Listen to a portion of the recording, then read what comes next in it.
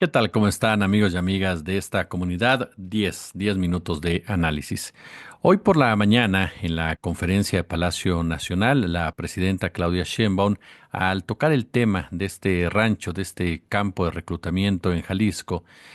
pidió que se dejara en paz al expresidente Andrés Manuel López Obrador, a quien algunas cuentas, algunas voces señalan como responsable de la violencia que se vive en el país porque supuestamente dejó hacer de todo al narcotráfico. Y esto ha generado, ¿no?, polémica en redes sociales y a mí me lleva a dedicar los próximos minutos precisamente al análisis. Andrés Manuel López Obrador es un personaje al que amas u odias. Y esto se debe a lo que representa. Desde su irrupción en la política nacional, Andrés Manuel López Obrador comenzó a hablar por los desposeídos, comenzó a hablar por los sectores vulnerables, comenzó a encabezar a aquellos a los que el neoliberalismo había decidido completamente ignorar. Comenzó a cuestionar, ¿no?, a ese México hipócrita, a ese México de la simulación, a ese México que se había construido en el marco precisamente de grandes discursos, pero de palabras sumamente huecas, a ese México en el cual se decía vivimos en una democracia liberal y nuestra economía avanza a pasos agigantados para convertirnos o para llegar al primer mundo, a ese México que logró convencer a la mayoría de la población de que lo importante es que los patrones, los ricos, estuvieran bien para que de ahí goteara hacia los demás. Ese México que dejó en el olvido a millones y millones y millones y millones y millones de personas, quienes de golpe y porrazo dejaron de importar, que de golpe y porrazo se convirtieron en desechables. López Obrador fue la persona que comenzó a cuestionar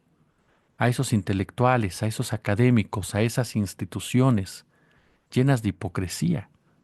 que se jactaban de hablar por el resto, ese resto al cual repudiaban, al cual repudian por el color de piel, por la situación socioeconómica. Por eso ese México odia a Andrés Manuel López Obrador. Ese México que durante décadas se vio favorecido por el neoliberalismo.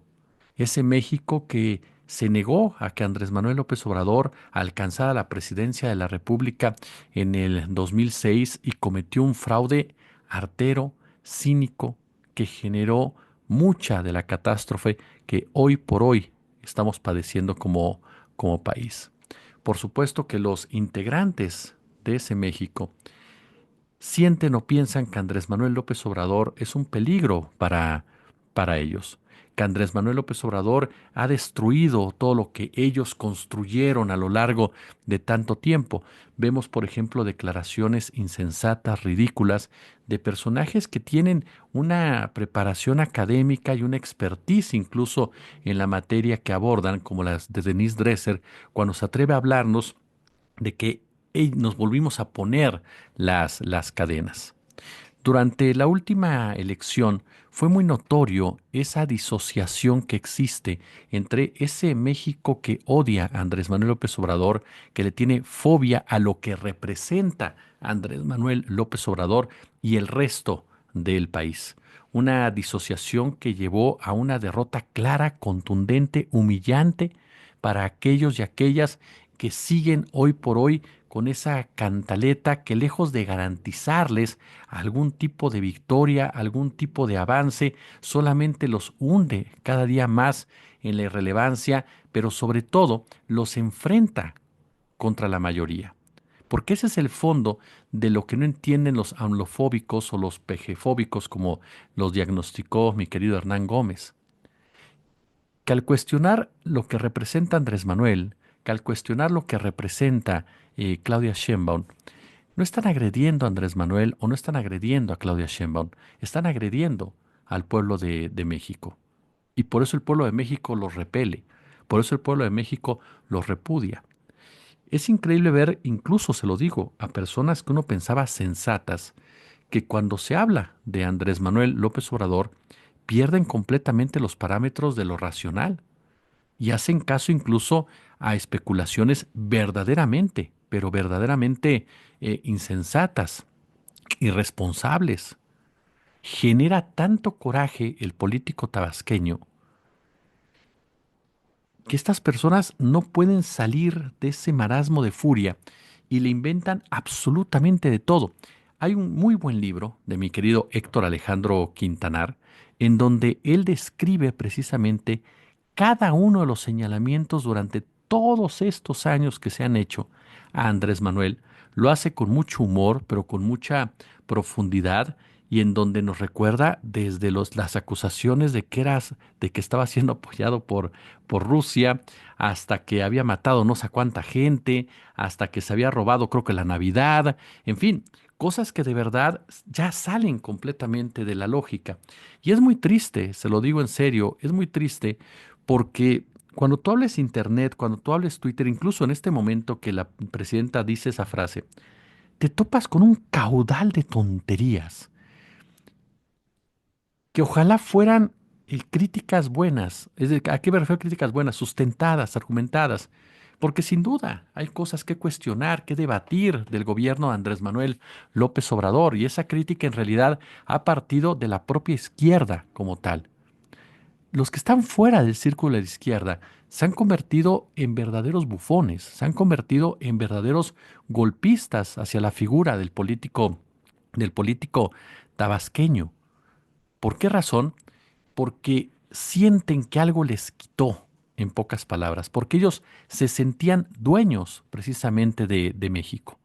se sentían superiores al resto de nosotros, se sentían que eran los únicos cuyo punto de vista valía. Y con la victoria de Andrés Manuel López Obrador en el 2018, eso se les acabó. Y es tanto el ego que tienen que son capaces hasta de promover intervenciones militares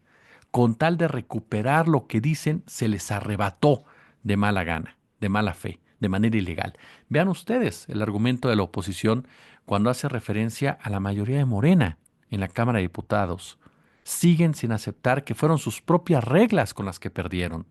y siguen haciéndole creer o ellos mismos se engañan queriéndole hacer creer a la gente de que la gente no votó por Morena cuando la gente votó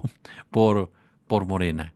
en lugar de darse cuenta que esa pejefobia, citando a Hernán Gómez nuevamente, únicamente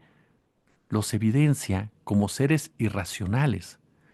porque además hay una gran cantidad de racismo, déjeme decirle en todo esto, porque para este grupo de personas, y ya no hablo nada más de los machuchones, hablo de los clasemedieros, hablo de esos grupos, hablo de esos grupos que son empleados, esa es la verdad, algunos bien pagados, otros no tanto, pero que por su color de piel, que por haberse desarrollado en ciertas empresas y demás, o en ciertas áreas, de verdad se creen que son mejores que el resto, se creen que están en una situación de bonanza, cuando a final de cuentas, pues son como el resto de nosotros en muchos aspectos y que el propio neoliberalismo también les cerró la puerta en las narices. En algunos casos los convirtió en los mayordomos, pero en otros, en definitiva, ni siquiera llegaron a ese